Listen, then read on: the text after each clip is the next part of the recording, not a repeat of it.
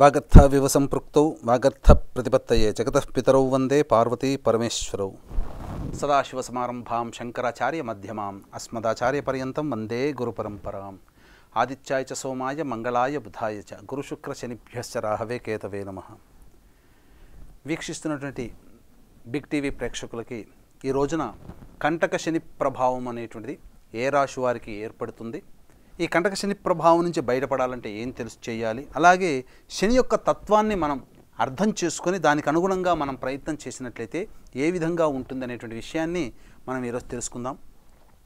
సహజ భచక్రంలో శని ప్రస్తుతం కుంభరాశిలో సంచారం చేస్తున్నాడు. కాబట్టి శని యొక్క సంచార ప్రభావం ఉన్నటువంటి రాశి నుంచి కంటక శని ప్రభావం అనేటువంటి, అనగా దశమ స్థానంలో శని సంచారం ఏ రాశికి అయితే ఉంటుందో అది కంటక శని ప్రభావం. వృషభ రాశికి దశమ స్థానంలో శని సంచారం జరుగుతున్నటువంటి కారణం చేత ఈ వృషభ రాశిలో జన్మించినటువంటి వారికి కంటక శని దోషానికి గురవుతారు.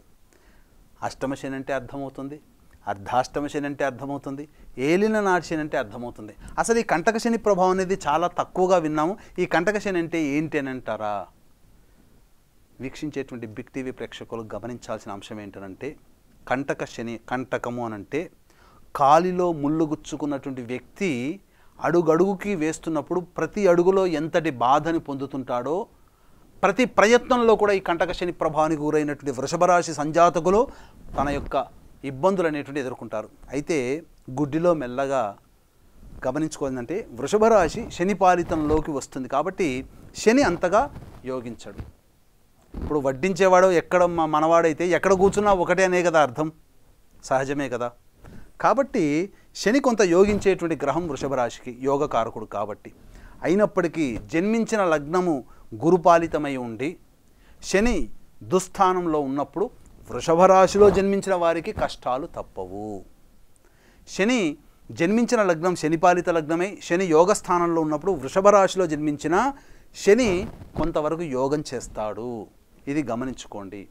అయితే ముఖ్యంగా చెప్పుకున్నట్లయితే సహజమైనటువంటి శుభగ్రహాలు ఉన్నటువంటి స్థానాన్ని బలోపేతం చేస్తాయి. ఇప్పుడు గురువు వృషభ రాశిలో సంచారం చేస్తున్నాడండి, కాబట్టి ఆ రాశిని కాపాడుకుంటాడు. అదే పాపగ్రహం ఏమవుతుంది? పాపగ్రహం ఏ స్థానాన్ని వీక్షణ, అనగా ఏ స్థానాన్ని చూస్తుందో ఆ స్థానము నెగిటివ్ ఇంపాక్ట్తో ప్రభావితమవుతుంది. శని యొక్క దృష్టి తృతీయ దృష్టితో వృషభ రాశికి వ్యయ స్థానాన్ని మరియు చతుర్థ స్థానాన్ని, సప్తమ స్థానాన్ని వీక్షణ చేస్తుంది. ఇక్కడ వృషభ రాశి వారికి కొన్ని శుభాలు కలుగుతాయి. ఏలనంటే ముఖ్యంగా చాలా మనం గమనించుకుంటే పూర్వకాలంలో ఒక నానుడు ఉంది, సామెత, ఇల్లు కట్టి చూడు పెళ్లి చేసి చూడు అని. అంటే ఈ రెండు కష్టతరమైనటువంటిది, కానీ ప్రస్తుతం కొంత ఈజీనే. అయితే ఇక్కడ ఎన్నాళ్ళ నుంచో ఎదురు చూస్తున్నటువంటి వివాహ ప్రయత్నాలు ఏవైతే ఉంటాయో వివాహము వృషభ రాశి వారికి జరుగుతుంది. కారణం రాశిలోనే గురు సంచారం జరగడం మరియు వివాహ స్థానాన్ని వీక్షణ చేయడం. ఎందుకు వివాహం? చాలామంది చాలా సంతోషంగా ఉంటారు, సంతోషపడాల్సినటువంటిది. ఎందుకంటే బంధము, ఒక జీవితంలో ఒక కొత్త బంధం ఏర్పడుతుంది. కానీ రుణానుబంధ రూపేణ పశుపత్ని సుతాలయ, రుణముంటేనే భార్య పిల్లలు, దేవాలయాల్ని కట్టించడం, సంపద, డబ్బు, లేదా మన ఇంట్లో పశువులు, ఇవన్నీ రుణముంటే తప్ప మన ఇంట్లోకి చేరవు, మన జీవితంలోకి రారు. రుణముంటేనే సంతానంగా పిల్లలు ఉంటారు, భార్యను పోషించేది.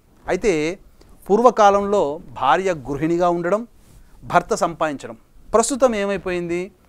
భార్య సంపాదిస్తున్నారు, భర్త సంపాదిస్తుంది. కొన్ని ఇళ్లల్లో భార్య చక్కగా సంపాదిస్తుంటే భర్త ఇంటి పనులు కూడా చూసుకునే వాళ్ళు ఉన్నారు.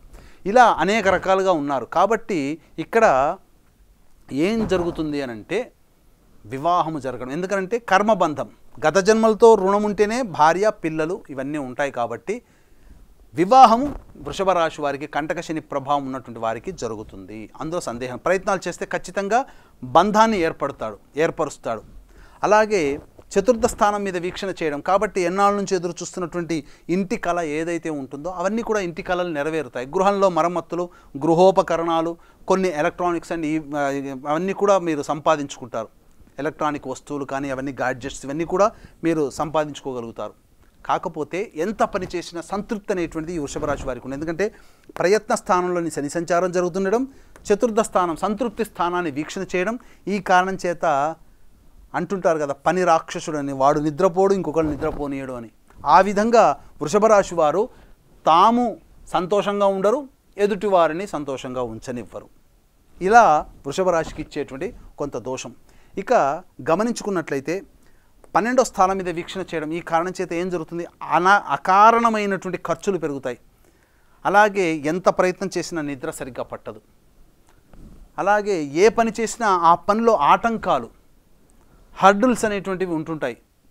ఆటంకాలతో పని ముగుస్తుంది, ఖర్చులు ఎక్కువగా ఉంటుంటాయి, నిద్ర సరిగ్గా పట్టదు. ప్రతి దాని మీద కూడా విరక్తి భావన, ఎందుకులే ఇప్పుడు తర్వాత చూసుకుందాంలే, విరక్తి, వైరాగ్యం ఇవన్నీ కలగచేస్తాడు, ఏ పని ఎందుకు కూడా సంతోషాన్ని ఇవ్వకుండా. అలాగే తల్లి స్థానము, రుణస్థానము, అలాగే సంతృప్తి, గృహస్థానము, ఫిక్స్డ్ అసెట్స్, వాహన స్థానం, నూతన వాహన కొనుగోలు ప్రయత్నం బాగానే ఉంటుంది. కానీ వాహనం నడిపేటప్పుడు జాగ్రత్తలు పాటించాలి వృషభ రాశి వారు. కంటక శని ప్రభావం, దశమ స్థానంలో శని సంచారం చేస్తున్నాడు కాబట్టి ఏమవుతుంది, చేసేటువంటి ప్రతి పని కూడాను ఇబ్బందికరంగా మారుతుంది. కాబట్టి ఆ ఇబ్బందులన్నీ కూడా తొలగించుకొని దైవానుగ్రహాన్ని పొందే ప్రయత్నం చేసుకుంటే మంచి జరుగుతుంది. ముఖ్యంగా ఈ యొక్క వృషభ రాశిలో జన్మించినటువంటి వారికి వివాహ బంధాలు జరుగుతాయి. అలాగే నూతన భాగస్వామి, ఏదైనా వ్యాపారం చేపట్టాలనుకున్నప్పుడు కొత్త భాగస్వామి మీకు ఏర్పడతారు. కాబట్టి జాగ్రత్తలు పాటించండి. ఇచ్చినటువంటి అవకాశాన్ని వృషభ రాశి వారికి కొన్ని యోగాలు ఇచ్చినప్పుడు దాన్ని అనుకూలంగా మార్చుకొని ఆ యోగాల్ని ఎలా మనం మసలుకోవాలి, ఎలా అనుభవించాలి, మనకు ఇబ్బంది పడకుండా మనం ఎలా చూసుకోవాలనేటువంటిది చూసుకోవాలి. కాబట్టి ముఖ్యంగా ఈ యొక్క వృషభ రాశిలో జన్మించినటువంటి వారికి ప్రయత్నాలలో ఆటంకాలు అనేటువంటివి ఉంటాయి. విదేశీ యానానికి సంబంధించినటువంటి ప్రయత్నాలు కొంత ఊరిస్తూ వెనక్కి వెళుతూ ఉంటుంటాయి. కాబట్టి ఈ కొన్ని విషయాల్లో జాగ్రత్తలు పాటించి మిగతా కొన్ని విషయాల్లో అనుకూలంగానే ఉంటుంది. అయితే కష్టాలు అనేటువంటివి ఉన్నప్పుడు ఈ వృషభ రాశిలో జన్మించినటువంటి వారు ఏ విధమైనటువంటి పరిహారాలు పాటించుకోవాలి అన్నప్పుడు, నవగ్రహాలు అనగా శివాలయంలో ఉన్నటువంటి నవగ్రహాలు ఎన్నుకొని ఆ నవగ్రహాల చుట్టూ శివాయ నమః అంటూ 27 ప్రదక్షిణలు చేసి, శనైశ్చరుడి దగ్గర నల్ల నువ్వుల నూనెతో దీపారాధన చేసి, శనైశ్చరుడికి నల్ల నువ్వుల నూనెతో అభిషేకం జరిపించి, తదనంతరం సంధ్యా సమయంలో అనగా సూర్యుడు నక్షత్రాలు లేని సమయం, కేవలం వెలుతురు మాత్రమే ఉండే సమయంలో దగ్గరలో ఉన్నటువంటి మర్రి చెట్టు దగ్గరికి వెళ్ళి శివాయ నమః అంటూ 3 ప్రదక్షిణలు చేసి, తీసుకుపోయినటువంటి రాగి చెంబులో తీసుకుపోయినటువంటి నీటిని ఆ చెట్టు మొదట్లో వేసి వెనక్కి తిరిగి చూడకుండా ఇంటికి రండి. ఈ విధంగా మీరు ఒక 41 రోజుల పాటు దీక్ష చేయండి, లేదా కనీసం 27 రోజుల పాటైనా చేయండి.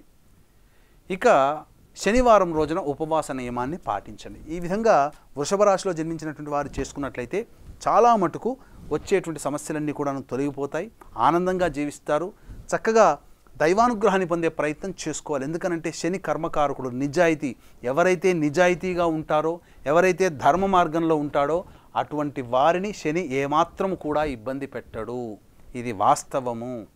పాండవులు అజ్ఞాతవాసం చేసినా, నలుడు అజ్ఞాతవాసం చేసినా ఆనందంగా ఉండగలిగారు, కానీ ఏనాడు కూడా బాధపడలేదు. కాబట్టి కష్టపడ్డారు, నిజాయితీగా ఉన్నారు. రాముడు వనవాసం చేసినా అంతే. కాబట్టి అవి లోకోద్ధరణ కోసం జరిగినటువంటి కార్యక్రమాలు.